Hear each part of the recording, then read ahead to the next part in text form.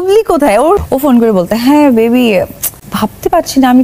সবাইকে চমকে দিয়ে হঠাৎ লাইভে আসলেন ঢালিউড কুইন নায়িকা অপু বিশ্বাস। সেই লাইভে তিনি একের পর এক বিস্ফোরণ মন্তব্য করেন বুবলিকে নিয়ে। শুধু তাই নয়, শাকিব খান ও বুবলি এবং তাদের সন্তানকে নিয়ে তুলেছেন গুরুতর অভিযোগ। অপু বিশ্বাস জানান, শাকিব খানের সঙ্গে বুবলির অবৈধ সম্পর্কের পিছনে এমন কিছু অজানা তথ্য যা রীতিমতো সবাইকে অবাক করে দিবে। তাহলে চলুন দেরি না করে দেখে নিই আসলেই কি বললেন অপু বিশ্বাস সেই লাইভের মধ্যে।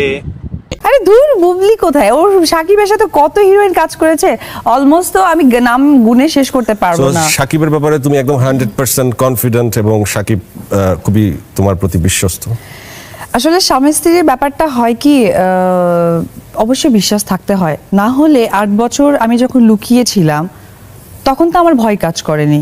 এখন তো আমার বেবি উইথ সবাই জানে, সো এখন কেন আমার ভয়টা কাজ করবে? কিন্তু তুমি সন্তান জন্ম দেবার জন্য বা বিবাহিত জীবনের শুরুতে যে স্যাক্রিফাইসটা করলে, এটা তো শাকিব করেনি। শাকিব তো অসংখ্য ছবি করে গেছে। এটা অ্যাকচুয়ালি হয় কি যে স্যাক্রিফাইসের ব্যাপারটা যে কোনো একজনকে ডিসাইড করতে হয়, করেছি আমি। তুমি কি আজীবনই স্যাক্রিফাইস করে যাবে নাকি আবার নিজেকে শাকিবকে কিছু দায়িত্ব দিবা? না, তুমি এবার স্যাক্রিফাইস করো, এবার আমি কিছু কাজ করব। আমার কোনো স্যাক্রিফাইসে যদি শাকিবের উপকার হয় বা ভালো হয় অবশ্যই করব, বিকজ আমি তার স্ত্রী, আমার এটা দায়িত্বের মধ্যে পড়ে। তুমি তো এটা বাংলা সিনেমার সনাতন গল্প, যেটা শাবানা ম্যাডাম কাজ করতো, স্বামীর জন্য জীবন দিয়ে দেওয়া টাইপের বউ। তুমি তো সেই রকম বউ দেখা যাচ্ছে। আমরা হচ্ছে বাংলাদেশের মেয়ে, আমাদেরকে অবশ্যই বাংলাদেশের ট্রেন্ডটাকে আমাদের ধরে রাখতেই হবে। এমনও দিন যাইতো শাকিব হচ্ছে কি আমার সামনে অনেক মেয়েকে ফোন করতো, বলতো, আমি বলতাম বলো বলো ওই ছবি তো কাজ করবে তো বলো, বলার আগে আমি ওর সাথে খুব ফ্রেন্ডলি। ও ফোন করে বলতে, হ্যাঁ বেবি সোয়ার আপন গট, আমি জাস্ট ভাবতে পারছি না আমি তোমাকে নিয়ে এত ভাবছি কেন। শোনো, আমার কাছে মনে হয় যে আমি তোমাকে লাভ করে ফেলছি, আমি জানি না। আমার মানে এরকম একটা কথা বুবলিকেও বলছে। সেটাই হয়তোবা দর্শক বা আমাদের কেউ আমরা ভুল বুঝতেছি যে বুবলি এখন ভাবছে ও মাই গড। বুবলি কি তোমার বিয়ের অ্যানাউন্সের পর খুব জ্বর হয়ে হাসপাতালে ছিল? ওই তো শাকিব বলছে যে আমার তো কোনো মেয়ের সাথে সম্পর্ক হয়নি, অপু ও জাস্ট ফরগেট ইট, অপুকে তো চিনি না, এই কথা তো বলছে, সেও ট্রাস্ট করেছে।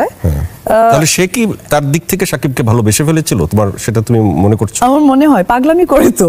ও আচ্ছা আচ্ছা। কারণ তাহলে আমরা যেটা জানলাম যে বুবলি শাকিবকে ভালোবেসে ফেলেছিল, শাকিব আসলে তার সাথে দুষ্টামি করছিল। হ্যাঁ হ্যাঁ, বিকজ সে তো আমার হাজবেন্ড এবং শাকিব এই দুষ্টামিগুলো তোমার সামনেই করে। আমার সামনে অনেক করেছে, এরকম মানে আমি নাম বলতে চাই না, হাজার হিরোইন আছে। ইনফ্যাক্ট কি হয়েছে যে শাকিব আগের রাত্রে হয়তো বা ওর সাথে কথা বলেছে ফোনে, পরের দিন আমরা একসাথেই কাজ করছি, ওই হিরোইন আমি শাকিব আমরা সবাই সেটে।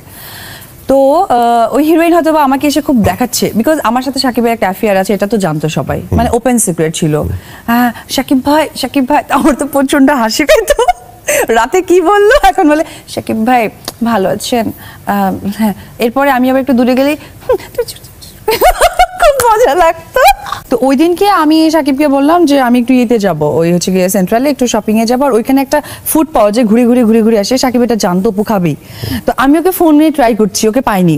এরপর আমার কাছে মনে হলো আমি হিরোইনটাকে ফোন করি তো, আর শাকিবের আমারও সবসময় পাশাপাশি হয়। তো মানে এটা অ্যাকচুয়ালি শাকিব বলে দিত, বিকজ আমরা হাজবেন্ড ওয়াইফ। আচ্ছা, যেহেতু মানুষ তো টের পেত, মানুষ ভাবতো যে নায়ক নায়িকা পাশাপাশি থাকতে হয়, যেটা এখন ইয়ে হয়ে গেছে, ট্রেন চালু হয়ে গেছে, কিন্তু আমরা তো হাজবেন্ড ওয়াইফ ডেফিনেটলি। তো আমি ওকে SMS করেছি, ও কোনো রিপ্লাই করলো না। শাকিব মিজাজ খারাপ হয়ে যাচ্ছে, সেন্ট্রাল তো 9টার পর বন্ধ হয়ে যায়, আর আমাকে ওই খাবারটা খেতেই হবে, জাপানিজ খাবার।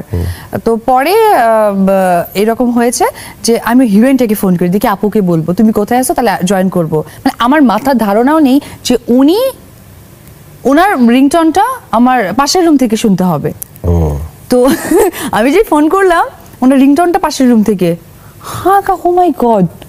পরে তো যখন রিংটন শোনাচ্ছে, আমি তো এখান থেকে চিল্লাচ্ছি, এই কি হলো, আমি খেতে যাবো, শাকিব তুমি বেরোচ্ছ না কেন?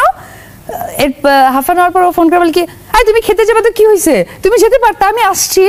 আমি বললাম না সমস্যা কি, আমি খেতে যাবো জানো না, ওটা 9টার পর বন্ধ হয়ে যায়। সো দর্শক, আজকের এই ভিডিওটি এই পর্যন্ত। যদি ভিডিওটি ভালো লেগে থাকে তাহলে ভিডিওতে একটা লাইক, একটা কমেন্ট, আর অবশ্যই চ্যানেলটি সাবস্ক্রাইব করতে ভুলবেন না।